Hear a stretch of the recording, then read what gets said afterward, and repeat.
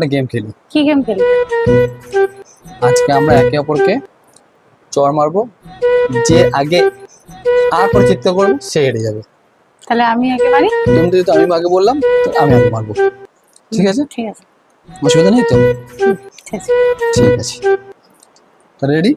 Ready.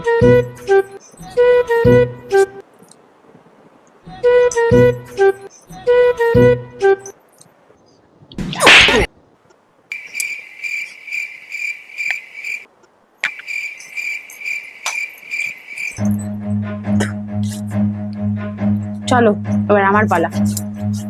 Run.